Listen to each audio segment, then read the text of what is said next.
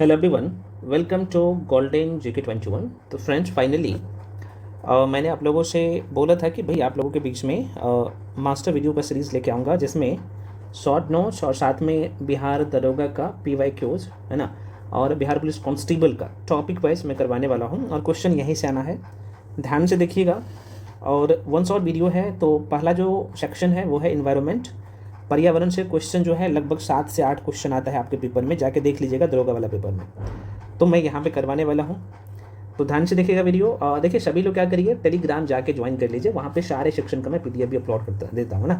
तो उसका link already इसी वीडियो के डिस्क्रिप्शन बॉक्स में मैं दे चुका हूँ, तो वहाँ से आप जाके डाउनलोड कर सकते हो। ठीक है, चलिए शुरू करते हैं। अच्छा, मैं थोड़ा सा आपको बता देता हूँ कि भाई ये मैं जो आपको करवा रहा हूँ टॉपिक वाइज करवा रहा हूँ, तो इसमें पहले शॉर्ट नोट्स हैं, उसके बाद PYQs है टॉपिक वाइज। कैसे मिलेगा आपको मैं थोड़ा सा दिखा दे रहा हूँ। तो यहाँ पे आप देख पा रहे हो, यहाँ पे टॉपिक वाइज है ना, जैसे इन्वायरमेंट वाला सेक्शन है, यहाँ पे मैं लिख चुका हूँ PYQs, यहाँ पे टॉपिक वाइज आपको दिखेगा। ठीक है, तो देखो यहाँ पे पहला जो चैप्टर है मैं थोड़ा सा जूम कर लेता हूँ ताकि आपको अच्छे से दिखे। देख सकते हैं इन्वायरमेंट एंड इकोसिस्टम, हिंदी में हम लोग पर्यावरण एवं पारिस्थितिकी तंत्र कहते हैं।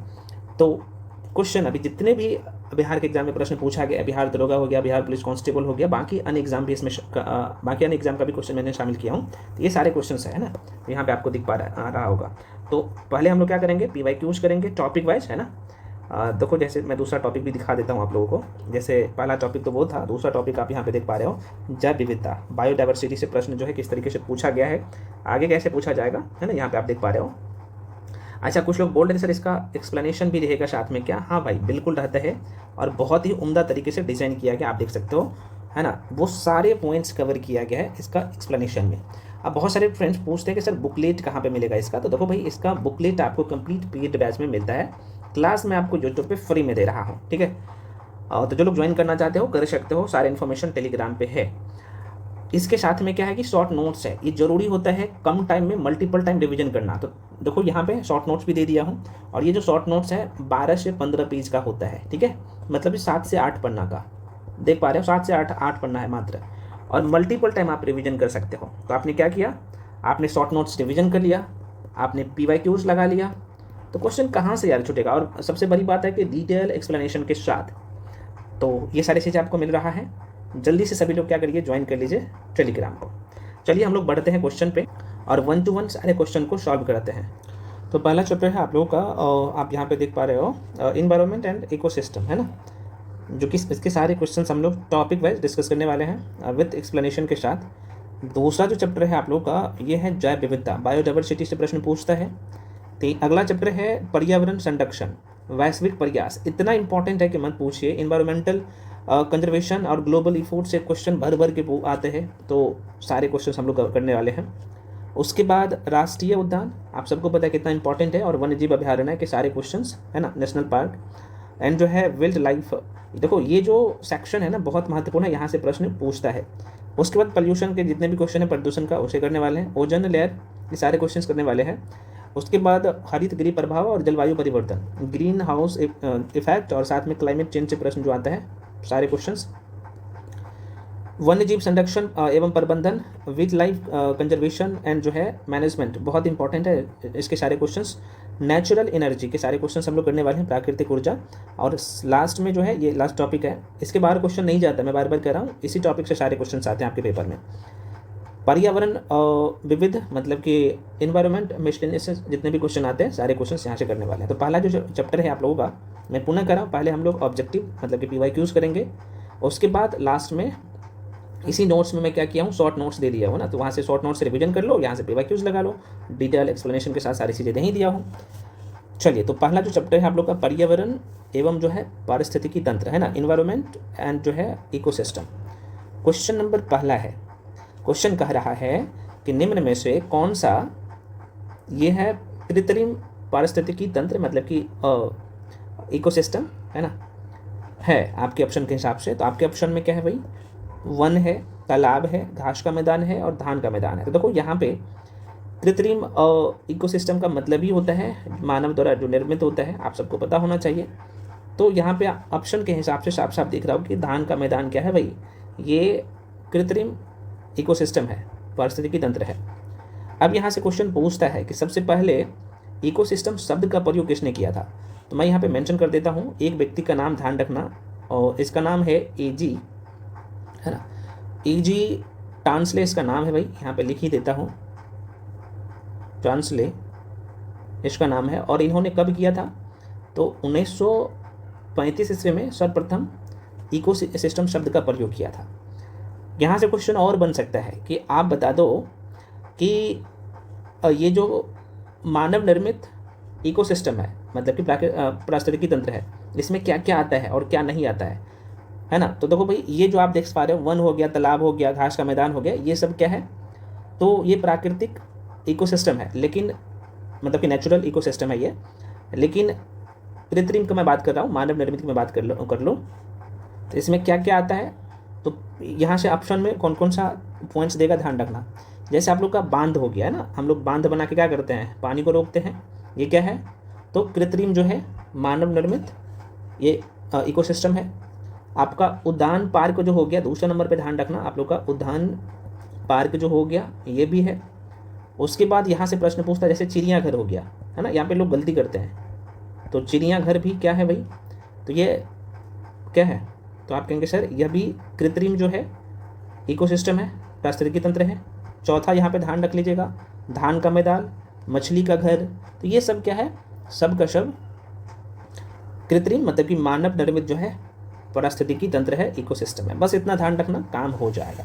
आशा करते हैं प्राकृतिक और कृत्रिम दोनों पारिस्थितिकी तंत्र में क्या अंतर है, ये ध्यान रखना कि भाई इकोसिस्टम का सर्वप्रथम किसने प्रयोग किया था और कब किया था, यहाँ से प्रश्न पूछे जा सकते हैं। हालांकि मैं डिटेल में लिख चुका हूँ आपके नोट्स में।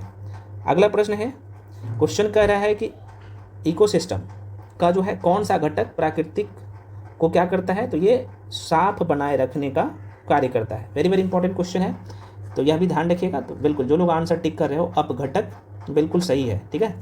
तो राइट आंसर क्या हो जाएगा, अब घटक हो जाएगा। देखिए पारिस्थितिकी तंत्र के जो है ना, ये 3 घटक है, एक है जैविक, दूसरा है अजैविक और तीसरा है ऊर्जा, है ना। तो पारिस्थितिकी तंत्र 3 घटकों से बना होता है, कौन कौन सा, एक जैविक, दूसरा अजैविक और तीसरा है ऊर्जा। अब यहाँ पे जैविक घटक में देखा जाए तो इसमें 3 घटक है, एक है उत्पादक, दूसरा है उपभोक्ता और तीसरा है अपघटनकर्ता। ये प्रश्न पूछता है और डिटेल में आप लोगों के जो नोट्स हैं मैं मेंशन कर दिया हूँ। तो फ्रेंड्स, बहुत सारे फ्रेंड्स का मैं देख रहा था कि उनके मन में ये डाउट था कि सर ये जो क्विक रिवीजन सीरीज़ आप लेके आए हैं बिहार दरोगा के लिए स्पेशली, इसे हमें ज्वाइन कैसे करना है, हमें क्या क्या मिलेगा। मैं थोड़ा सा आपको बता देता हूँ, बहुत कम टाइम लूँगा। देखो इसमें 200+ टॉपिक मैं कवर करवा रहा हूँ, और सबसे बड़ी बात है कि आप यहाँ पर देख पा रहे हो geography, history, polity, Indian economy, environment, science and tech, biology, physics, chemistry, current affairs, Bihar special, ये सारे सब्जेक्ट का पहली बात आपको क्या मिलता है, तो शॉर्ट नोट्स मिल रहा है, साथ में टॉपिक वाइज PYQs मिल रहा है डिटेल एनालिसिस के साथ। तो यार आपके लिए ये कह सकते हो ना, बहुत ही इंपॉर्टेंट है, और आप इसे रिवीजन करके एक सप्ताह में आप में सारी चीज़ें दिखेगा। तो जो लोग ज्वाइन करना चाहते हो कर सकते हो। और अच्छा, मैं थोड़ा सा दिखा देता हूँ कि शॉर्ट नोट्स कैसे तैयार किया है। तो देख सकते हो इसमें पहले क्या किया गया, टॉपिक है, इसमें सब टॉपिक भी है, एकदम शॉर्ट नोट्स। ये 10 इन्वायरमेंट वाला सेक्शन है, सारे सेक्शन का आपको ऐसा ही मिलता है। तो शॉर्ट नोट्स आपको यहाँ पे दिया जा रहा है, और जैसे ही नीचे जाओगे ना, ये 10 से 12 पेज है, और उसके बाद जैसे नीचे जाओगे तो आपको टॉपिक वाइज PYQs मिल जाएगा। यहाँ पे डिटेल एक्सप्लेनेशन के साथ आप देख सकते हो ऑब्जेक्टिव के रूप में, है ना, टॉपिक वाइज यहाँ पे आपको इसी सीरीज में मिल रहा है। तो जो लोग ज्वाइन करना चाहते हो तो कैसे ज्वाइन करना है, जैसे आप यहाँ पे देख सकते हो इस टॉपिक का। और देखो इसका कुछ लोग बोल रहे थे सर इसका एक्सप्लेनेशन दिखा दीजिए, तो भाई मेरे भाई एक्सप्लेनेशन एकदम उम्दा तरीके से दिया गया है, ठीक है। जैसे आंसर है, ऊपर में क्वेश्चन है, नीचे में आंसर है, और डिटेल एक्सप्लेनेशन के साथ आपको PYQs मिल रहा है। और ये कहीं नहीं मिल रहा है, सिर्फ आपको मैं प्रोवाइड करवा रहा हूँ। तो जो लोग ज्वाइन करना चाहते हो ज्वाइन कर सकते हो। इसका नॉमिनल फ़ी है, बहुत ही कम फी है, आप देख सकते हो। सिर्फ आप इसमें टोटल 12-13 सब्जेक्ट का मिल रहा है, और करंट अफेयर्स 12 महीने का शामिल कर दो तो ये 20 रुपये पर नोट्स आपको लग रहा है, ठीक है ना, आप समझ ही रहे हो। तो इसका फ़ी मात्र 599 है। तो जो लोग ज्वाइन करना चाहते हो, ये जो नंबर आपको दिख रहा होगा स्क्रीन पे, मैं थोड़ा सा दिखा देता हूँ, ये इसी नंबर पे आपको क्या करना होता है, कॉल करके इन्फॉर्मेशन ले सकते हो, या फिर कॉल करने का जरूरत ही नहीं पड़ेगा। आप क्या करिएगा, इसी नंबर पर पेमेंट करके भेज दीजिएगा। और ये व्हाट्सअप नंबर भी है, यही नंबर मैं बोल देता हूँ 7319924130, यहाँ पे लिख देता हूँ, ठीक है। नंबर लिख लो जरा सा, ये नंबर है भाई 7319924130। इसी नंबर पे आपको पेमेंट करना होता है। पेमेंट करके स्क्रीनशॉट करके, ये व्हाट्सअप नंबर भी है, उसी पे भेज दीजिएगा। उसके बाद हम आपको बैच में जोड़ देंगे। जैसे मैं जोड़ूंगा तो आपको सारे सब्जेक्ट नोट्स का जो है ऑलरेडी डाउनलोड कर सकते हैं, और इसका प्रिंट आउट करवा के मल्टीपल टाइम रिविजन कर सकते हो, ठीक है। अच्छा, जो लोग फाउंडेशन बैच में आना चाहते हो, आपको लगता है कि मुझे सारी चीज़ें एकदम जीरो से पढ़ना है, तो भाई आप इस बैच में आ सकते हो। डिटेल में पढ़ाया गया है और इतना टाइम है कि आराम से इसे कवर कर सकते हो अभी, क्योंकि बहुत ज़्यादा वीडियो नहीं है इसमें भी। तो इसका फी मात्र जो है 1099 है। इन्फॉर्मेशन नंबर वही है 7319924130, इस नंबर पे कॉल करके इन्फॉर्मेशन ले सकते हो। कुछ फ्रेंड्स बोले थे टेस्ट सीरीज़ के लिए, भाई देखो 8 रुपया पर टेस्ट आपको लग रहा है, 50 फुल लेंथ टेस्ट है और इसका फी 499 नहीं बल्कि 399 कर दिया हूँ। जो लोग ज्वाइन करना चाहते हो नंबर वही है, इसमें आपको 50 टेस्ट विद एक्सप्लेनेशन के साथ मिल रहा है, ठीक है। तो जो लोग ज्वाइन करना चाहते हो भाई, एक प्लेटफॉर्म पे आपको सारी चीज़ें मिल रहा है, तो अब इससे बेहतर क्या चाहिए बताओ। तो चलिए बढ़ते हैं क्वेश्चन की तरफ और आइए 1 to 1 सारे क्वेश्चन को करते हैं। चलो अगला क्वेश्चन है क्वेश्चन नंबर 3, खाद्य श्रृंखला का प्रथम पोषण स्तर निर्मित होता है। तो आसान सा क्वेश्चन है, जो लोग आंसर टिक कर रहे हो ए बिल्कुल सही है, इज द राइट आंसर। देखो यहाँ पे होता ये है कि खाद्य श्रृंखला का प्रथम पोषण स्तर स्वपोषी या जिसे हम लोग उत्पादक कहते हैं, इनके द्वारा निर्मित होता है। प्रश्न पूछता है, ध्यान रखना, दोबारा कह रहा हूँ, खाद्य श्रृंखला का प्रथम पोषक स्तर जो है स्वपोषी या फिर आप कह सकते हो स्वपोषी या फिर आप कह सकते हो उत्पादक द्वारा निर्मित होता है।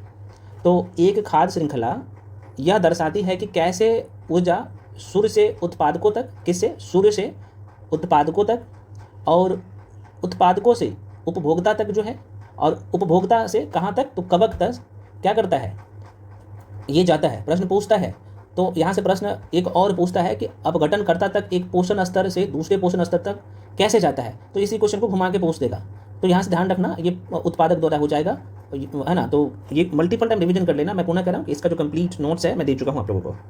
चलिए बढ़ते हैं अगले क्वेश्चन पे। नेक्स्ट क्वेश्चन है, एक परितंत्र में सभी हरे, ये चौथा नंबर का क्वेश्चन है, माइंड में रखिएगा मैं क्या बोल रहा हूँ। एक परितंत्र में सभी हरे पौधे एवं नील हरित शैवाल जिनमें क्या है भाई, प्रकाश संश्लेषण की क्षमता होती है, वे आते हैं कौन से वर्ग में। तो ये आप डाइस जो खाली जगह है ना भाई, इसमें कौन सा आएगा बताइएगा। और ऐसे क्वेश्चन देखो, चूंकि इन्वायरमेंट से लोग डरते हैं इसलिए, क्योंकि इनका बेसिक सही नहीं होता है, और मैं बोल चुका हूँ कि भाई इन्वायरमेंट आपको कंप्लीट करना है, सिलेक्शन लेना है, तो ठीक है। तो बिल्कुल जो लोग आंसर टिक कर रहे हैं उत्पादक, बिल्कुल सही है, आंसर क्या हो जाएगा यहाँ पे, उत्पादक हो जाएगा। तो देखो एक परितंत्र में सभी, मैं बोल रहा हूँ एक परितंत्र में सभी हरे पौधे, नील हरित शैवाल, ये क्या है, तो ये सब का सब उत्पादक श्रेणी में आता है।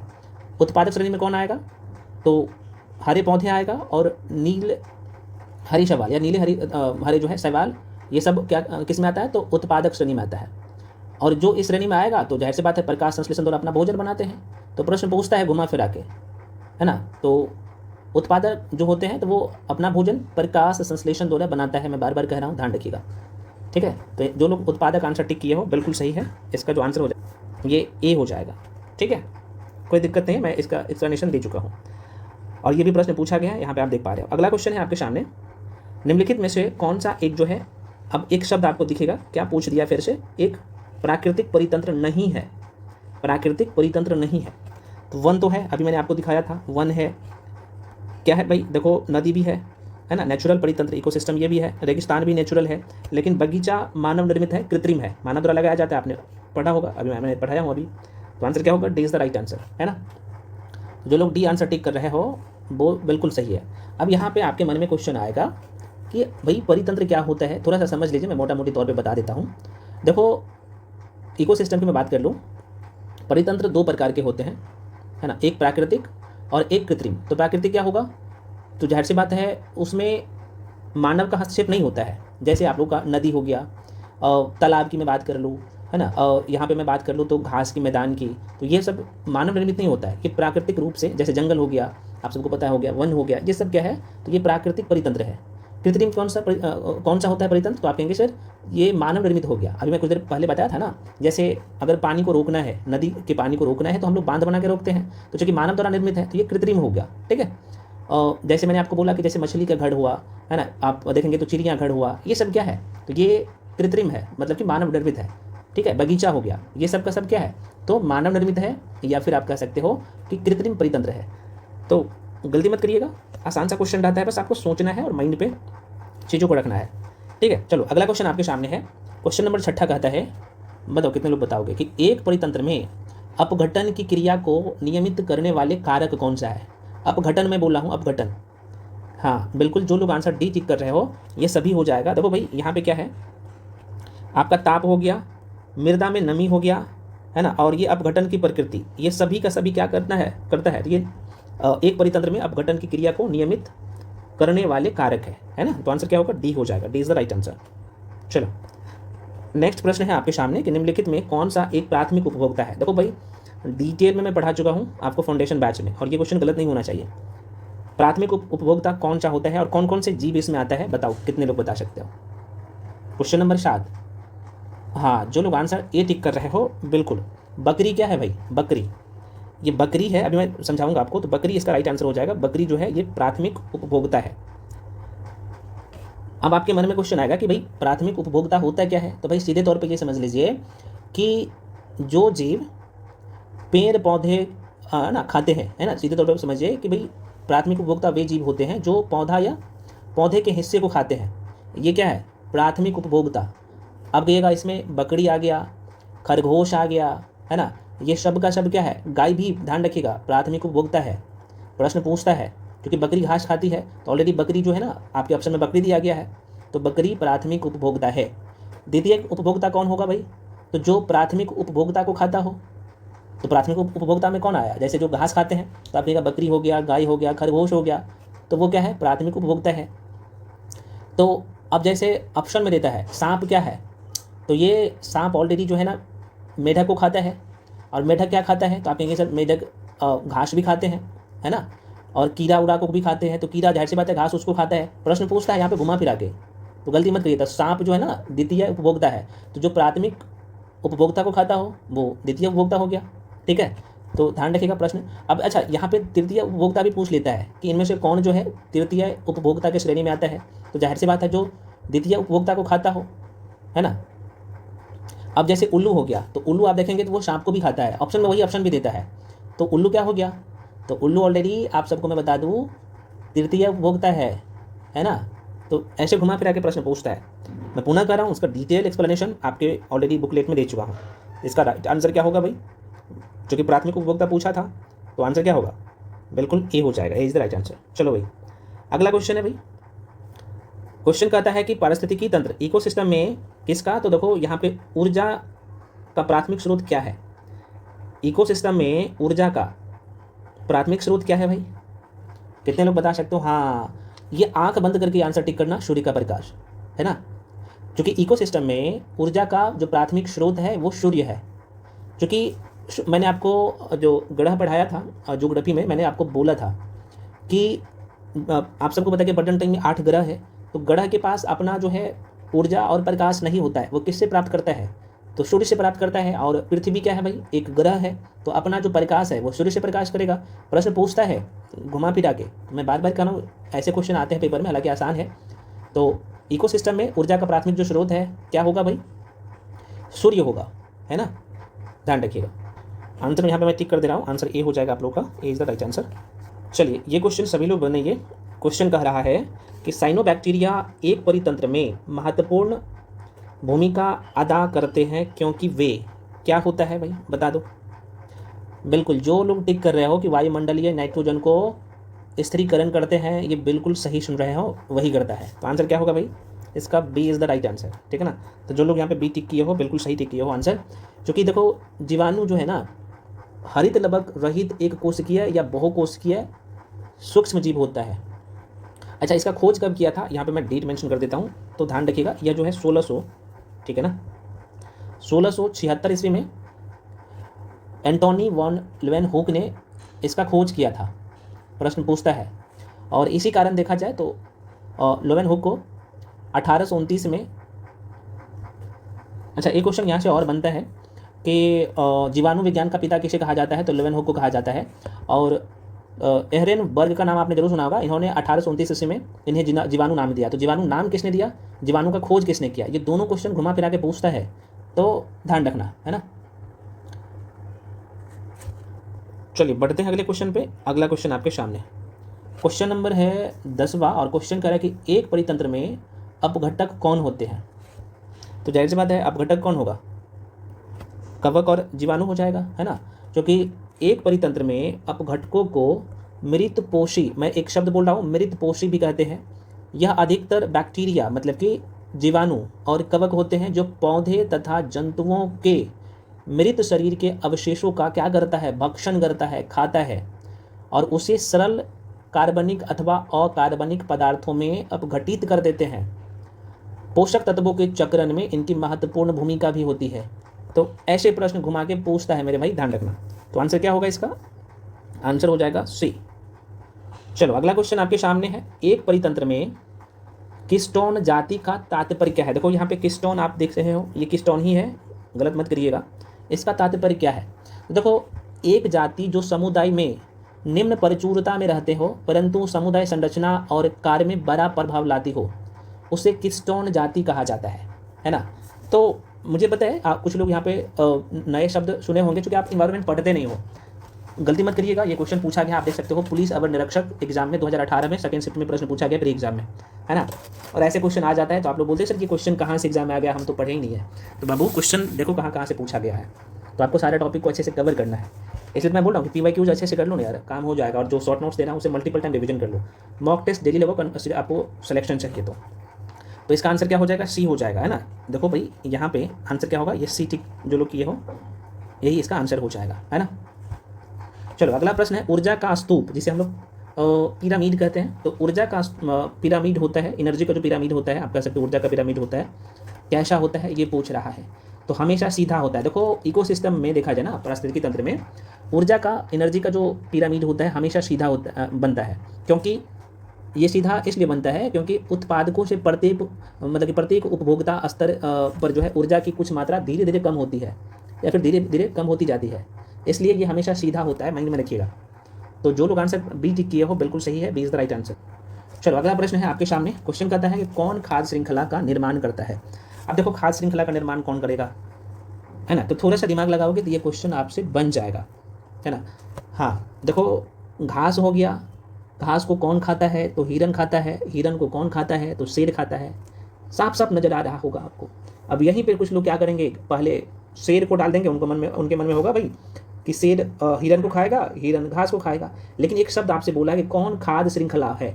तो खाद्य श्रृंखला में प्राथमिक उपभोक्ता, द्वितीय उपभोक्ता और तृतीय उपभोक्ता को ध्यान में रखा जाता है। तो जब तक आपको ये तीनों पता नहीं होगा तब तक आप ये क्वेश्चन सही नहीं कर सकते हो।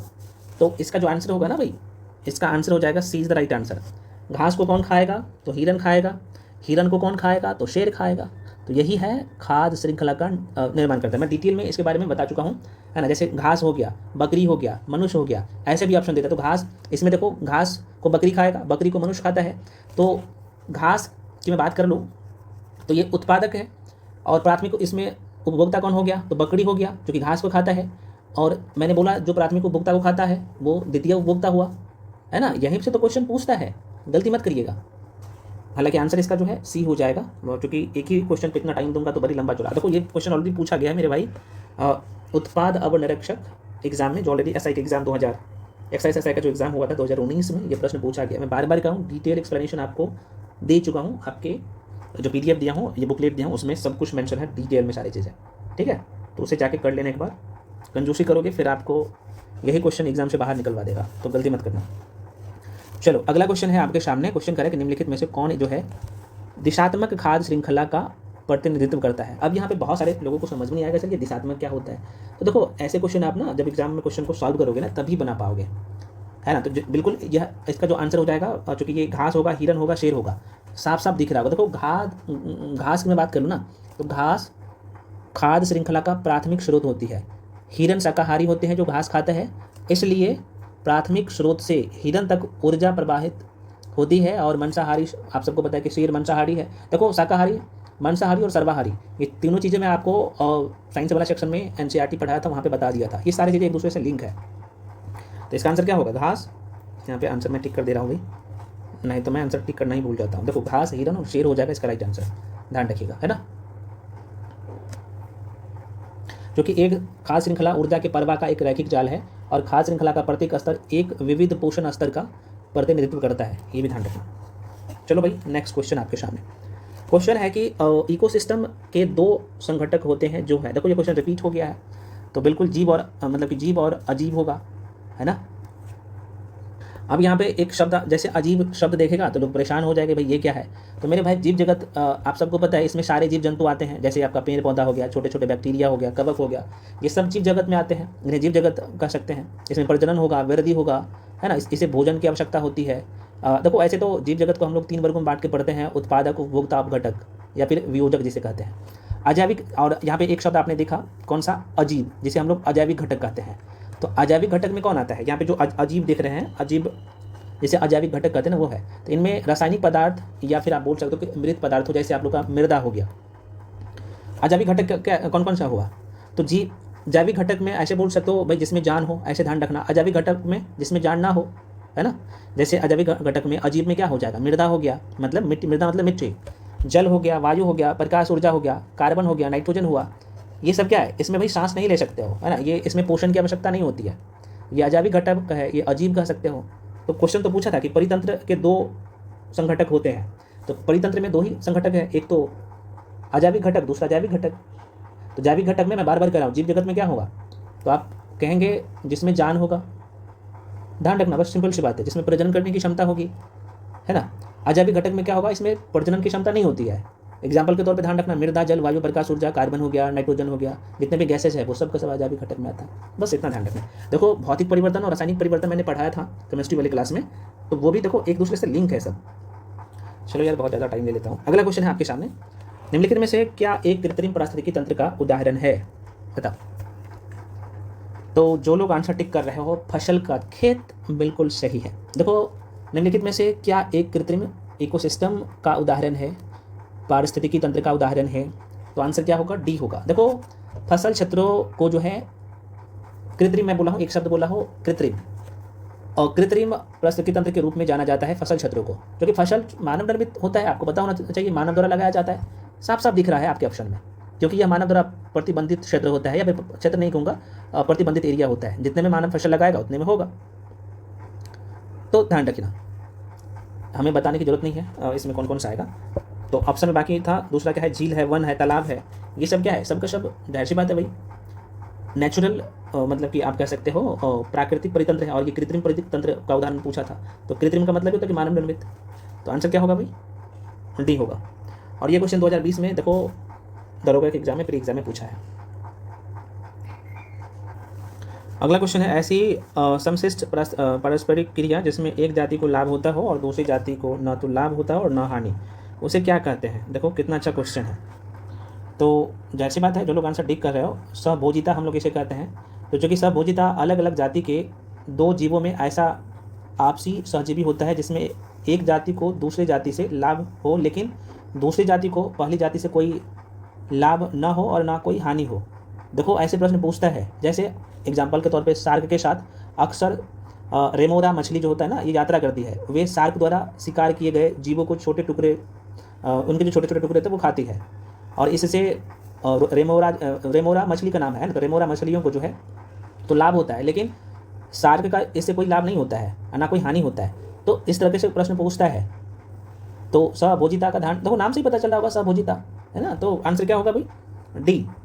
और ये सब मैं पढ़ा चुका हूँ, और इसका एक्सप्लेनेशन ऑलरेडी आपको मिल जाएगा इस बैच में। चलो अगला क्वेश्चन आपके सामने है भाई।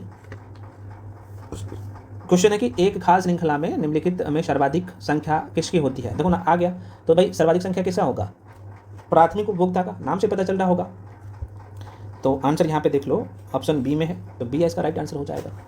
अच्छा, ये क्वेश्चन थोड़ा सा घुमा के पूछा है, देख लीजिएगा। क्वेश्चन करे कि एक खास श्रृंखला में निम्नलिखित में सर्वाधिक संख्या पूछा है, किसकी होती है, तो इसका आंसर हो जाएगा भाई अपघटक हो जाएगा, डी हो जाएगा। देखो एक खास श्रृंखला में अपघटक की संख्या सर्वाधिक होती है, सबसे ज़्यादा होता है, क्योंकि अपघटक में जीवाणु, कवक और विभिन्न सूक्ष्मजीव शामिल होते हैं।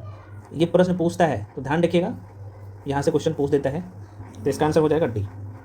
अगला क्वेश्चन है भाई, खास श्रृंखला के जो है इंटरलॉकिंग पैटर्न को क्या कहा जाता है। देखो एक शब्द है इंटरलॉकिंग पैटर्न को क्या कहा जाता है खास श्रृंखला में। हाँ अब देखो ये दरोगा के एग्जाम में प्रश्न पूछा गया है ना, तो बिल्कुल इसका यहाँ पे खाद्य जाल हो जाएगा ना, तो खाद्य जाल इसका आंसर हो जाएगा सी इज़ द राइट आंसर। किसी परितंत्र में प्रतिदिन होने वाली विभिन्न आहार श्रृंखलाओं के आपस में संबंध होने से बने जाल को खाद्य जाल कहते हैं। खाद्य जाल पौधे से आरंभ होता है और मांसाहारी पर समाप्त होता है। ये बेसिक बात आपको पता होना चाहिए, नहीं पता है तो मैं बता रहा हूँ, ध्यान में रख लीजिएगा। तो खाद्य श्रृंखलाओं के इंटरलॉकिंग पैटर्न को खाद्य जाल कहा जाता है ना। आसान क्वेश्चन, तो अभी मैं बता दिया हूँ तो आपको आसान लगेगा, इसलिए मैं कह रहा हूँ कि ये सारे वीडियो मल्टीपल, देखो ये बिहार दरोगा में पूछा गया क्वेश्चन है, नेक्स्ट है, निम्नलिखित में कौन एक जो है प्राथमिक उपभोक्ता है? बताओ कौन है प्राथमिक उपभोक्ता? अब आपको पता चल गया होगा भाई प्राथमिक उपभोक्ता कौन होगा। देखो घास उस क्या हो गया, ये उत्पादक हो गया, लेकिन प्राथमिक उपभोक्ता जो घास खाता हो वो हो गया, मैं बताया था ना। तो ऑप्शन में दिख रहा होगा हिरन, ठीक है, और पादप उत्पादक है, ठीक है, तो हिरन इसका राइट आंसर हो जाएगा मेरे भाई। मुझे पता है आप सभी लोग समझदार धीरे धीरे बनते जा रहे हो। अगला क्वेश्चन है, निम्नलिखित में कौन सा जो है एक स्वपोषी घटक नहीं है? स्वपोषी मैं बोल रहा हूँ, घटक नहीं है। तो आपके जो ऑप्शन में दिख रहा होगा अपघटक, क्योंकि अपघटक जो होते हैं ना स्वपोषी घटक नहीं होते हैं, ये मृत जीवी और कार्बनिक पदार्थ का जैव निम्नीकरण करके सरल यौगिक में कन्वर्ट करते हैं और अपने जीवन यापन के लिए उन पर निर्भर रहते हैं, है ना। तो ये ध्यान रखना। और ये पर्यावरण के एक जो है सफाई प्रतिनिधि के रूप में कार्य करते हैं अपघटक। बाकी हरे पौधे हो गया, नील हरित शैवाल हो गया, प्रकाश संश्लेषी जीवाणु हो गया, यह स्वपोषी घटक है। लेकिन अब घटक क्या है भाई, ये स्वपोषी घटक नहीं है। तो ऐसे ऐसे क्वेश्चन पूछता है, तो आंसर क्या होगा? सी होगा। चलो अगला क्वेश्चन है, निम्नलिखित में से कौन सा एक पारिस्थितिकी तंत्र पर जो है मानव का प्रतिकूल प्रभाव नहीं है? देखो नहीं पूछा है, तो इसका आंसर जो लोग यहाँ पे टिक कर रहे हो सी, सामाजिक वानिकी बिल्कुल सही है। अब देखो नाम से पता चल रहा होगा, क्वेश्चन को थोड़ा सा अच्छे से पढ़ोगे तो आंसर इसमें छिपा हुआ है। तो मानव के द्वारा अपनाई गई सामाजिक वानिकी का पर्यावरण इकोसिस्टम, है ना, पर्यावरण इन्वायरमेंट इकोसिस्टम, पर्यावरण पारिस्थितिकी तंत्र पर जो है प्रतिकूल प्रभाव नहीं है। और सामाजिक वानिकी से तात्पर्य है कि पर्यावरण सामाजिक व ग्रामीण विकास के उद्देश्य से वनों का रोपण हो गया, संरक्षण हो गया, प्रबंधन हो गया, भूमि पर वृक्षारोपण से है। तो ये शब्द बहुत इंपॉर्टेंट है, वानिकी से तात्पर्य है, ठीक है। तो आंसर क्या होगा भाई? इसका सी हो जाएगा। अगला क्वेश्चन है, किसी झील के, मैं एक शब्द यहाँ पे मेंशन किया हूँ जो कि ऑलरेडी एग्जाम में पूछा गया क्वेश्चन है। तो लिटोरल जोन में जो है, लिटोरल जोन में किस प्रकार के पौधे होते हैं? लिटोरल जोन की मैं बात कर रहा हूँ। तो इसका आंसर ए हो जाएगा, किनारे पर पौधा, जिसे हम लोग लिटोरल जोन कहते हैं। देखो किसी भी जल निकाय के किनारे के क्षेत्र में लिटोरल जोन के रूप में नामित किया जाता है। और यह जोन जल निकाय या फिर झील के किनारे पानी का वह हिस्सा है जिसमें आंशिक रूप से जल में डूबे हुए पौधे पाए जाते हैं। यह एक झील या तालाब का सबसे ऊंचा क्षेत्र होता है। तो जो कई बार लिटोरल जोन या लिटोरल जोन हालांकि देता है लिख के, तो थोड़ा सा ध्यान रखिएगा। आशा करते हैं इसका आंसर आप लोग समझ गए होंगे। तो आंसर क्या होगा भाई? ये हो जाएगा, किनारे पर पौधा। चलो मेरे भाई अगला क्वेश्चन है, जल के चक्र में कौन सी प्रक्रिया सम्मिलित नहीं होती है? मैं बोल रहा हूँ जल के चक्र में, हाँ, संचलन नहीं होता, बाकी वर्षण, संघनन, वाष्पीकरण नाम से पता चल रहा होगा, तो इसमें हमें बताने की जरूरत नहीं है, संचलन नहीं होगा।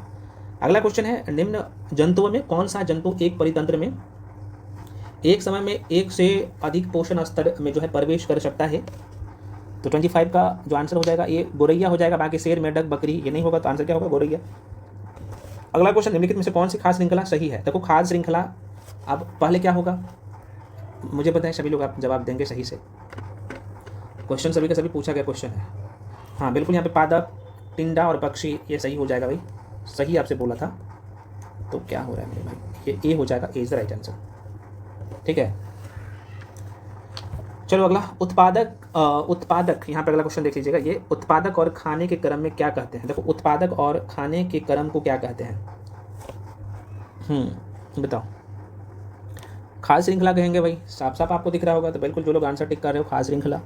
देखो खाद्य श्रृंखला जीवों की एक जो है श्रृंखला के माध्यम से पौधे से शुरू होकर प्राथमिक उपभोक्ता, द्वितीय या फिर द्वितीयक उपभोक्ता एवं तृतीय उपभोक्ता के अपघटक तक खाद्य ऊर्जा का जो है एक स्तर से दूसरे स्तर तक जो है परिवाह को दर्शाती है ना। तो ये बेसिक बातें ध्यान रखना। तो उत्पादक और खाने के क्रम को क्या कहते हैं? खाद्य श्रृंखला कहा जाता है। खाद्य श्रृंखला में प्रत्येक पौष्टिक स्तर के बाद लगभग 90% ऊर्जा व्यय हो जाती है और इस प्रकार ऊर्जा का केवल 10% भाग एक ऊर्जा स्तर से दूसरे ऊर्जा स्तर में क्या होगा?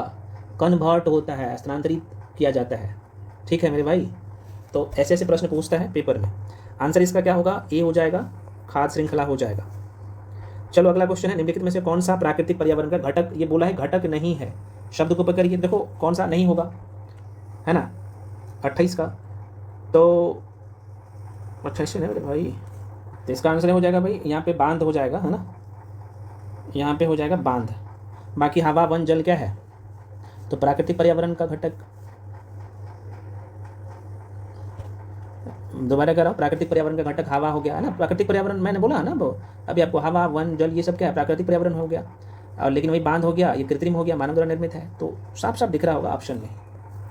चलो भाई नेक्स्ट क्वेश्चन है। क्वेश्चन है कि पर्यावरण के जैविक व अजैविक घटकों के अंतर संबंध अध्ययन कहलाता है, क्या कहलाता है बता दो मेरे भाई।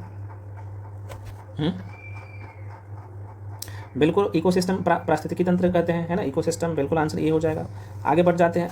जैविक संसाधन का एक उदाहरण है, जैविक मैं बोल रहा हूँ, अजैविक नहीं बोल रहा हूँ, जैविक। जैविक और अजैविक अभी मैं कुछ देर पहले बताया हूँ। जैविक में क्या होगा, उसमें एक्सप्रेशन की सारी चीज़ें होगा ना, वो खुद से सांस लेगा, उसमें प्रजनन होगा। अजैविक में वो सब नहीं होगा। अभी मैंने उदाहरण के तौर पर बताया तो बता दो, प्राकृतिक गैस हो गया, पानी हो गया, वन हो गया, सौर ऊर्जा हो गया। तो क्या बोला है आपसे, जैविक। क्या बोला है आपसे कि जैविक संसाधन का, तो जैविक संसाधन में क्या हो गया, वन में पेड़ पौधा रहता है, आप सबको पता है भाई। तो जिसमें जनन करने की क्षमता हो वो जैविक संसाधन में आता है। बाकी प्राकृतिक गैस हो गया, पानी हो गया, सौर ऊर्जा हो गया, इसमें तो यार जनन करने की क्षमता थोड़ी ना होता है। तो आंसर क्या होगा, सी। ऐसे क्वेश्चन को सॉर्ट आउट करो ना, काम हो जाएगा। अगला क्वेश्चन है मेरे भाई, बताओ। शैवाल, मैं क्या बोल रहा हूँ, शैवाल। शैवाल हो गया जल पक्षी, बड़ी मछली और छोटी मछली से बनी आहार श्रृंखला को डीडीटी का सांद्रण किस जीव में जो है सबसे अधिक होगा। जलीय जीव में, शैवाल में, छोटी मछली में और बड़ी मछली में। बताइए 31 का, 31 का। तो जलीय पक्षी में होगा, आपसे कुछ दिख रहा होगा, तो आंसर क्या होगा, ये जीव जो सूर्य के प्रकाश की उपस्थिति में अपना भोजन बनाते हैं कहलाते हैं। तो उसे हम लोग क्या कहते हैं, तो उत्पादक कहते हैं। आप बिल्कुल सही देख रहे हो। जो जीव सूर्य के प्रकाश की उपस्थिति में प्रकाश संश्लेषण क्रिया के द्वारा अपना भोजन बनाते हैं उसे हम लोग उत्पादक कहते हैं। उत्पादक में कौन आया, उत्पादक में कौन आया, तो हरे पौधे, हरे पेड़ पौधे, शैवाल, ये सब क्या है, उत्पादक है। अगला क्वेश्चन है, खाद्य श्रृंखला में उत्पादक प्रकाश मतलब कि सौर ऊर्जा को बदलते हैं। उत्पादक प्रकाश ऊर्जा को किस में बदलते हैं, है ना, सौर ऊर्जा को किस में बदलते हैं। अब देखो आसान सा क्वेश्चन है और ये थोड़ा सा घुमा दिया है, तो बिल्कुल रासायनिक ऊर्जा में कन्वर्ट करेगा। तो आंसर क्या होगा भाई, डी। जैव मंडल में रासायनिक पोषकों को चक्रण होता है, जल द्वारा, वायु द्वारा, भूमि द्वारा और इनमें से सभी के द्वारा। तो बिल्कुल इसका आंसर जो है सभी के द्वारा होगा, जल द्वारा भी होगा, वायु द्वारा भी होगा और भूमि द्वारा भी होगा। आंसर डी हो जाएगा। आहार श्रृंखला में मौजूद मेढक, टिंडा, घास और सांप में यदि घास प्रथम पोषीय स्तर पर है तो तृतीय पोषीय स्तर पर होगा। देखो बहुत अच्छा क्वेश्चन है। आप प्राथमिक उपभोक्ता, द्वितीय उपभोक्ता और तृतीय उपभोक्ता का नॉलेज पता होना चाहिए और कौन आता है इस कैटेगरी में, तभी इस क्वेश्चन को बाबू बना पाओगे। तो जो लोग आंसर 35 का जो है बी टिक किया हो ना, बिल्कुल सही टिक किया हो, है ना। आंसर क्या होगा, सांप। ठीक है, चलो मैं डिटेल में इसके बारे में मैं लिख दिया हूँ। घास उत्पादक हो गया, टिंडा प्राथमिक हो गया, और मेढक टिंडा को खाता है तो द्वितीयक हो गया, और मेढक को कौन खाता है, तो सांप खाता है, तो ये तृतीयक हो गया। ठीक है, तो ऐसे क्वेश्चन पूछता है यार। आंसर बी हो जाएगा, B is the right answer. प्राथमिक उपभोक्ता कौन सा हो गया, आप कहेंगे सर गाय, बकरी, हिरन, खरगोश। ठीक है, वो प्राथमिक उपभोक्ता कैटेगरी में आता है।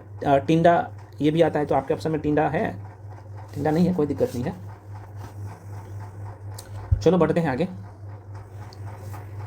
नेक्स्ट क्वेश्चन है, एक खास श्रृंखला के कुछ ही चरण होते हैं क्योंकि हर चरण पर जो है ऊर्जा क्या होता है, घटता है, बढ़ता है, क्या होता है इस कंडीशन में बताओ। तो बिल्कुल यह ऊर्जा का जो है घटता है इसमें। ठीक है ना। नेक्स्ट क्वेश्चन है मेरे भाई, एक पारिस्थितिकी तंत्र में जो है ऊर्जा का प्रवाह हमेशा कैसा होता है। तो बिल्कुल ए हो जाएगा, एक दिशीय होता है, ध्यान रखिएगा। बहुत अच्छा क्वेश्चन है। क्वेश्चन कह रहा है कि पारिस्थितिकी तंत्र शब्दावली किसने प्रस्तुत किया था। देखो आगे ना वो क्वेश्चन अभी मैं आपको बोला था कुछ देर पहले, एजी टांसले के नाम आपने जरूर सुना होगा, स्टार्टिंग में बोला था। और इन्होंने सर्वप्रथम कितने ईस्वी में किया था बताओ। पहला नंबर का क्वेश्चन मैं डिटेल एक्सप्लेनेशन के साथ बताया था। तो सारे क्वेश्चन बनते हैं। दूसरा जो चैप्टर है भाई आप लोग का बायोडाइवर्सिटी, जैव विविधता, के सारे क्वेश्चन को हम लोग सॉल्व करते हैं। ये देखते हैं 1 to 1। देखिए बहुत सारे फ्रेंड्स का ये कमेंट आउट था कि सर हमें क्विक रिवीजन सीरीज में कंप्लीट जो है ये स्टडी मटेरियल कैसे मिलेगा। तो देखो भाई इसका जो है बहुत ही नॉमिनल फी है, मात्र 599 रुपया। तो जो लोग ज्वाइन करना चाहते हो ना इसमें, देखो इसमें सारे सब्जेक्ट का आपको शॉर्ट नोट्स मिलेगा, और पीवाईक्यूज में अभी जो करवा रहा हूँ वो सबका डिटेल एक्सप्लेनेशन के साथ कंप्लीट आपको टॉपिक वाइज और सेक्शन वाइज पीवाईक्यूज मिलता है। तो शॉर्ट नोट्स तो मिलता ही मिलता है ना। और इसमें 200 प्लस टॉपिक कवर करवाया जा रहा है इस सीरीज़ में। तो जो लोग ज्वाइन करना चाहते हो ना इसे, तो ये जो नंबर आपको दिख रहा होगा, मात्र फ़ी अभी 599 है। तो आप क्या करिएगा, इस नंबर पे 7319924130 इस नंबर पे पेमेंट करके भेजिएगा। उसका स्क्रीनशॉट करके भी इसी नंबर पे भेजिएगा, ठीक है। उसके बाद मैं आपको बैच में जोड़ दूंगा और उसमें आप सारे सेक्शन का कंप्लीट नोट्स आप वहाँ से ले पाएंगे और उसे प्रिंट आउट करवा के, और मैं वीडियो तो दे ही रहा हूँ, तो इसमें क्या क्या मिलेगा आपको, तो मैंने आपको बोलते हूँ सारी चीज़ें, है ना। प्रत्येक विषय का आपको नोट्स मिलेगा, उसका कंप्लीट मास्टर वीडियो मिलेगा, इसमें PYQs भी ऑलरेडी टॉपिक वाइज शामिल है, और शॉर्ट नोट्स सारे सब्जेक्ट का मिलेगा। 12 से 15 पेज कराता है, जो कि मल्टीपल टाइम रिवीजन जल्दी जल्दी कर सकते हो, ठीक है। तो इस बैच में आ सकते हो जो लोग आना चाहते हो। तो इस बैच का नाम ही है क्विक रिवीजन सीरीज, है ना। पेमेंट आप गूगल पे, फ़ोन पे, पेटीएम किसी भी माध्यम से कर सकते हो, मैं बता चुका हूँ सारी चीज़ें। अच्छा, बहुत सारे फ्रेंड्स का ये था कि सर, चूँकि उनके मन में है कि सर अगर हम बिहार एसआई का जो फाउंडेशन बैच है उसमें ज्वाइन करना चाहते हैं तो कैसे करें। देखो भाई, उसका जो फ़ी है 1099 है। इसमें आपको सारे सब्जेक्ट का हैंड रिटेन नोट्स और कंप्लीट वीडियो भी मिलता है डिटेल में, और बहुत ज़्यादा वीडियो नहीं होता है। मान लो कि आप एंशिएंट हिस्ट्री पढ़ रहे हो, 12 से 15 वीडियो, और बहुत अच्छे से तैयारी कर दिया गया, एक भी क्वेश्चन उसके बाहर नहीं जाएगा। करंट अफेयर्स मंथली बैच करवाएंगे तो सारे सब्जेक्ट आपको उसमें मिल रहा है। तो जो लोग इस बैच को ज्वाइन करना चाहते हो आप इसे भी ज्वाइन कर सकते हो। जो भी इन्फॉर्मेशन चाहिए, नंबर वही है, यहाँ पे आपको दिख रहा होगा 7319924130। इसी नंबर पे कॉल करके इन्फॉर्मेशन दे सकते हो कोर्स के रिगार्डिंग, और पेमेंट करके भी इसी नंबर भेजिएगा, व्हाट्सअप नंबर भी यही है। तो उसके बाद आपको बैच में ऐड कर दिया जाएगा। देखो, कुछ फ्रेंड्स बोल रहे थे सर टेस्ट, तो भाई टेस्ट ऑलरेडी 50 टेस्ट ऑलरेडी आप लोगों के बीच में लेके आ चुका हूँ, और इसका फ़ी जो है 399 कर दिया हूँ। अगर आप देखोगे ना तो एक टेस्ट का फ़ी मात्र 8 रुपया होता है, और फुल लेंथ टेस्ट है 50 टेस्ट, तो इसे भी ज्वाइन कर सकते हो, नंबर वही है, ठीक। तो एक प्लेटफॉर्म पे आपको सारी चीज़ें मिल रहा है, तो जो लोग ज्वाइन करना चाहते हो आप ज्वाइन कर सकते हो। तो फ्रेंड्स, अगला क्वेश्चन है भारत के सबसे, अब क्या बोल रहा है, ये दूसरा टॉपिक है, मैं बोल चुका हूँ। जैव विविधता, बायोडाइवर्सिटी से क्वेश्चन कैसे कैसे पूछे गए हैं, यहाँ पे देख लीजिएगा। ये सब का सब बिहार दरोगा में पूछे गए क्वेश्चन है, बिहार के तमाम एग्जाम में। तो भारत में सबसे उत्तरी दिशा में निम्न में से कौन सा जैव मंडल स्थित है। अब देखो, इस क्वेश्चन का आप तभी आप अच्छे से सॉल्व कर सकते हो जब आपकी पकड़ अच्छे हो, और बिहार खासतौर पर भारत के मैप पे, है ना। तो हालांकि कितने लोग बता रहे हो, मैं देख रहा हूँ। हाँ ठीक है, बिल्कुल बिल्कुल, यहाँ पे बी हो जाएगा, कोल्ड डेजर्ट हो जाएगा, कोल्ड डेजर्ट, है ना। ये कौन से क्षेत्र में बोला है, देखो भाई यहाँ पे थोड़ा सा डायग्राम बनाओगे ना, ये सब मैं ज्योग्राफी में बहुत कायदे से पढ़ा चुका हूँ आप लोगों को फाउंडेशन बैच में, ठीक है ना। यहाँ पे अगर आप मैप देखोगे मेरे भाई, और क्या बोला है, देखो उत्तरी दिशा में, तो भाई कोल्ड डेजर्ट यहाँ पे है जम्मू और कश्मीर में, कुछ हिमाचल का भी एरिया है भाई, है ना। तो वर्तमान में भारत में देखा जाए, भारत में वर्तमान समय में 18 जो है संरक्षित जैव मंडल स्थित है, जिसमें नंदा देवी जैव मंडल रिजर्व की स्थापना 1988 में हुई है, और कोल्ड डेजर्ट जैव मंडल जो कि हिमाचल प्रदेश में है, मैं बोल चुका हूँ, दोबारा ध्यान रखना, ये यहाँ पे है हिमाचल प्रदेश में, कोल्ड डेजर्ट जैव मंडल हिमाचल प्रदेश में, जो कि भारत के सबसे उत्तरी दिशा में स्थित है। मानस असम में है, मानस असम में, और सिमलीपाल उड़ीसा में है। तो मैं बता दूँ क्या, देखो भाई, नंदा देवी तो आप सबको पता ही है, और ये हिमाचल प्रदेश में HP में है कोल्ड, और मानस असम में है, ये ध्यान रखना कोल्ड, और सिमलीपाल की बात कर लो तो ये उड़ीसा में है, ये पूछता है, ध्यान रखना। और नंदा देवी की बात कर ले तो ये भी उत्तराखंड में है, आप सबको पता ही होना चाहिए, ये उत्तराखंड में है ना। तो इस तरीके से यार प्रश्न पूछता है, तो आंसर इसका क्या होगा भाई, बी होगा, ठीक। चलिए फ्रेंड्स, अगला क्वेश्चन है, हिमालय भालू तथा विशाल पंडा किन जातियों का उदाहरण है। और ये देखो बिहार दरोगा में 2023 में क्वेश्चन पूछा गया है, आप देख सकते हो, और वेरी वेरी इंपॉर्टेंट क्वेश्चन है। बताओ कितने लोग बता सकते हो, हिमालय भालू और विशाल पंडा, बिल्कुल ये जो लोग टिक कर रहे हो, देखो सुमेघ है ये, है ना, जाति का, देखो डी हो जाएगा इसका आंसर, ये वाला डी हो जाएगा। ये देखिए, हिमालय भालू तथा विशाल पंडा जो कि सुभेग या सुमेघ बोल सकते हो जातियों का उदाहरण है। इनका वर्गीकरण IUCN द्वारा किया जाता है। IUCN प्राकृतिक या प्रकृति के संरक्षण की दिशा में काम करने वाली संस्था है। IUCN बहुत कायदे से मैं पढ़ा चुका हूँ। इसकी स्थापना, अच्छा, IUCN की स्थापना जो किया गया था, ध्यान रख लीजिएगा, एक मिनट, IUCN की स्थापना जो किया गया था मेरे भाई 1948 ईस्वी में। अच्छा, IUCN का फुल फॉर्म क्या होता है, तो आप कहेंगे international union for conservation of nature होता है ना, बहुत कायदे से मैं पढ़ा चुका हूँ इसके बारे में। और इसकी मुख्यालय देखा जाए तो ग्लैंड जो कि स्विट्जरलैंड में है, ये भी पूछता है। तो हिमालय भालू और विशाल पंडा इसी में आता है, सुमेघ जातियों में, ठीक, डी हो जाएगा इसका राइट आंसर। अगला क्वेश्चन, निम्नलिखित में से कौन सा स्थल जो है भारत में जैव विविधता तप्त, मतलब जिसे हम लोग ना कहते हैं कि भाई हॉट स्पॉट है, जैव विविधता हॉट स्पॉट है, बताओ 41 का, बिल्कुल पश्चिमी घाट, बहुत कायदे से मैं पढ़ा चुका हूँ ये इंडियन ज्योग्राफी में भी, ठीक है ना। तो जो पश्चिमी घाट है, ये पश्चिमी घाट है, और ये पूर्वी घाट है, सभी को पता है। तो जैव विविधता हॉट स्पॉट एक ऐसा जैव भौगोलिक क्षेत्र होता है जहाँ पर्याप्त मात्रा में जैव विविधता पाई जाती है और वह किसी प्रकार के मानवीय क्रियाकलापों के कारण संकटग्रस्त या फिर संकट में आ गई हो, उसे हॉट स्पॉट जैव विविधता क्षेत्र कहते हैं। तो प्रश्न पूछता है, ठीक है ना, तो पश्चिमी घाट और पूर्वी घाट दोनों इसमें आता है। तो देखो पूर्वी घाट भी है, लेकिन पहले पश्चिमी घाट आएगा, उसके बाद पूर्वी घाट आएगा। तो भारत में या फिर भारत के दो क्षेत्रों को जो है, दोबारा सुनिए, 1988 ईस्वी में एक डेट ध्यान रखना, 1988 ईस्वी में भारत के दो क्षेत्रों को जैव विविधता हॉट स्पॉट घोषित किया गया। एक तो आप लोग का पश्चिमी घाट हो गया, ये पश्चिमी घाट है भाई, और ये पूर्वी घाट है, ठीक है। तो ये दोनों है, ठीक। डॉक्टर नॉर्मन का नाम आपने जो सुना होगा ना, तो सबसे पहले पश्चिमी घाट को किया गया, उसके बाद पूर्वी घाट को किया गया। तो आंसर क्या होगा ये यहाँ पे पश्चिमी घाट होगा, आंसर क्या होगा, डी हो जाए। चलो भाई अगला क्वेश्चन है, जैव विविधता शब्द किसने दिया, बता दो भाई। बिल्कुल, रोजन का नाम आपने जरूर सुना होगा, तो वाल्टर रोजन नाम ध्यान रखना, आंसर ये हो जाएगा वाल्टर रोजन, यहाँ पे ऑप्शन में आपको दिखेगा, है ना। तो आंसर सी होगा। अगला क्वेश्चन, निम्नलिखित में से कौन सा क्षेत्र जैव विविधता का शीर्ष स्थल है, बायोडाइवर्सिटी का जो है शीर्ष स्थल है भाई, ये पूछ रहा है। 4-3 का बता दो। बिल्कुल, यहाँ पे जो लोग बी टिक कर रहे हो, पश्चिमी घाट अभी आपने देखा। तो ऐसे क्वेश्चन पूछता है ना, भारत में जैव विविधता की दृष्टि से कौन सा तप्त स्थल में शामिल है, हॉट स्पॉट में शामिल है। तो पश्चिमी घाट और पूर्वी घाट दोनों आप सबको पता ही है। तो देखो ऑप्शन के हिसाब से आपको आंसर टिक करना है। तो पहले पश्चिमी घाट मैं बोला हूँ ना, तो पहले पश्चिमी घाट, ठीक है ना। देखो अगर इसका श्रृंखला बनाने के लिए देगा ना, तब आप और क्या करना है, तो चूंकि भारत में जैव विविधता जो हॉट स्पॉट क्षेत्र है वो पहले हिमालय का रखना। मैं थोड़ा सा बता देता हूँ, ये अगर हिमालय रहेगा ऑप्शन में, तो पहले नंबर पे हिमालय हो जाएगा। दूसरे नंबर पे उसको रखना भाई पश्चिमी घाट को रखना। तीसरे नंबर पे पूर्वी घाट को रखना, ठीक है, या फिर ऐसे बोल सकते हो पूर्वी घाट, और उसके बाद इंडो वर्मा वाला क्षेत्र, और चौथे नंबर पे या पांचवें नंबर पे सुंडालैंड क्षेत्र। ये सब मैं डिटेल में लिख दिया हूँ कहाँ पे, तो ये जो नोट्स दूंगा वहाँ पे मैं मेंशन कर दिया हूँ, तो पढ़ लेना अच्छे से, मैं बार बार कह रहा हूँ। अगला क्वेश्चन है भाई, सबसे अधिक संख्या एवं भारी विविधता लिए हुए वनस्पति एवं जीवों का जो है पाया जाने वाला जो है संभव है। अच्छा क्वेश्चन है, बता। बिल्कुल बी हो जाएगा, उष्णकटिबंधीय घास के मैदान, बहुत कायदे से मैं पढ़ा चुका हूँ, और ये देख लीजिएगा एक बार। चलो भाई अगला चैप्टर है हम लोगों का पर्यावरण संरक्षण और वैश्विक प्रयास, इन्वायरमेंट कंजर्वेशन और ग्लोबल एफर्ट्स के सारे क्वेश्चन को सॉल्व करते हैं ये। तो क्वेश्चन है यहाँ पे आप देख पा रहे हो कि विश्व पृथ्वी सम्मेलन प्रथम बार कहाँ हुआ था। कई बार क्वेश्चन पूछा गया है, विश्व पृथ्वी सम्मेलन प्रथम बार कब हुआ था।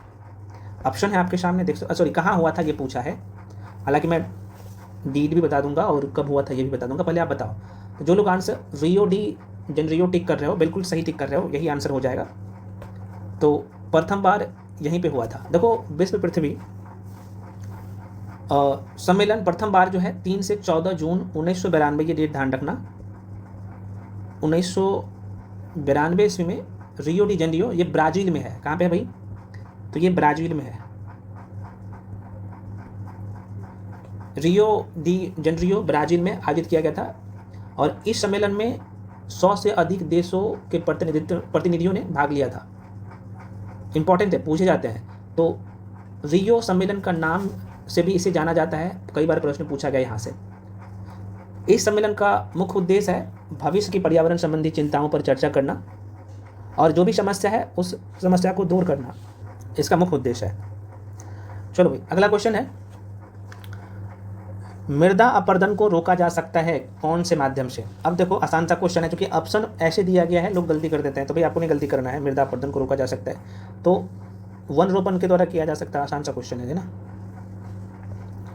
चलो भाई अगला प्रश्न पे, जैव क्षत्रिय भंडारों की स्थापना का सर्वाधिक महत्वपूर्ण उद्देश्य है, क्या है बता। 48 का।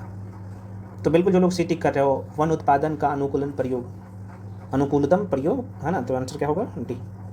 अगला क्वेश्चन है, किसी मरु क्षेत्र में मृदा अपरदन को रोका जा सकता है। बहुत आसान सा क्वेश्चन भाई। देखो मृदा अपरदन कैसे रोका जा सकता है, तो पेड़ लगाकर, वनारोपण द्वारा, है कुछ इस क्वेश्चन में। तो भाई अगला क्वेश्चन है मेरे भाई, प्रथम पर्यावरण संबंधी प्रदर्शन सूचकांक EPI कब प्रकाशित किया गया। बहुत अच्छा क्वेश्चन है। और ऐसे क्वेश्चन स्टैटिक जीके में आता है तो आपको बोल देना सर क्वेश्चन कहाँ से आ गया, तो देखो भाई प्रथम बार 2002 ईस्वी में किया गया था, ठीक है, तो गलती मत करिएगा। चलिए अगला क्वेश्चन है पर्यावरण, प्रथम पर्यावरण संबंधी अच्छा ये तो मैं बता ही दूँ 2002 ईस्वी में, मैंने अभी बता दिया हो ना यार। ये अगला क्वेश्चन है भाई, ग्लोबल इन्वायरमेंट आउटलुक कौन जारी करता है। अब देखो ये क्वेश्चन आ गया, तो ये UNEP के द्वारा किया जाता है, वैश्विक पर्यावरण आउटलुक रिपोर्ट, GEO, संयुक्त राष्ट्र पर्यावरण कार्यक्रम, इनके द्वारा जारी किया जाता है। तो आंसर क्या होगा, डी। देखो ये 2019 में दरोगा के एग्जाम में क्वेश्चन पूछा गया है। निम्नलिखित में से किस से जो है, अच्छा क्वेश्चन निम्नलिखित में से किस से रामसर प्रस्ताव संधि संबंधित है। अच्छा रामसर जो संधि है ना, वेटलैंड संबंधित है, ये पूछ रहा है 52 नंबर का। तो बिल्कुल ये आर्द्रभूमि संरक्षण से संबंधित। देखो ये क्वेश्चन ऑलरेडी 2021 में दरोगा के एग्जाम में प्रश्न पूछा गया है। आर्द्रभूमि भारत के किस क्षेत्र में है और कौन सा, तो ये तो साकार वेटलैंड, मतलब कि आर्द्रभूमि किस भारत के किस क्षेत्र में है। नाम से ही पता चल रहा होगा किस क्षेत्र में होगा भाई, लद्दाख वाला क्षेत्र में। आपको देखो चाइनीज वाला नाम आपको दिख रहा होगा ना, तो ये लद्दाख वाला क्षेत्र में है, बी हो जाएगा। अगला क्वेश्चन है भाई कि वर्ष जिसमें प्रथम पृथ्वी सम्मेलन आयोजित किया गया था। भाई मैंने आपको बोला था अभी, पृथ्वी सम्मेलन प्रथम बार कब किया गया था, 1992 में। अभी आपने देखा था ना भाई, 3 से 14 जून के आसपास में, मैंने बोला ना भाई, तो आंसर हो जाएगा। चलो अगला क्वेश्चन है मेरे भाई, निम्न से कौन सा 3R पर्यावरण रक्षा से जोड़े हैं। Very very important. देखो यहाँ पे सबसे देखो, एक तो रिड्यूस हो जाएगा, रीयूज हो जाएगा और रिसाइकल। बहुत इंपॉर्टेंट लाइन है, इसे रट लीजिएगा, प्रश्न पूछता है, ठीक है ना। तो देखो मैं यहीं पे आज ये चूँकि मास्टर वीडियो का पहला क्लास था, और मैं बोला हूँ आपको पहले भी कि भाई पहले हम लोग ऑब्जेक्टिव करेंगे PYQs, उसके बाद मैं आपको लास्ट में देख सकते हो यहाँ पे शॉर्ट नोट्स का भी मास्टर वीडियो आपको मिल जाएगा। देखो लेकिन ये कंप्लीट जो PDF है ना, ये आपको पेड बैच में मिलेगा, जो कि इसका फी मैं बता चुका हूँ मात्र 599 है। पे करके सारे नोट्स सारे सब्जेक्ट का आपको मिल जाएगा इस बैच में, ठीक है। तो मिलते हैं अगले वीडियो में अगले टॉपिक के साथ। मैं 3 पार्ट में पूरा करवा दूंगा, और या फिर हाँ 3 पार्ट में पूरा करवा दूंगा सारे क्वेश्चन। आज पहला क्लास था तो इसलिए मैं थोड़ा सा स्लो से करवा। देखो ये शॉर्ट नोट्स बहुत इंपॉर्टेंट है, मल्टीपल टाइम से रिवीजन करना, ठीक है ना, क्योंकि यहाँ पे सारे क्वेश्चन न्यू अपडेटेड क्वेश्चन है ना, आप देख सकते हो।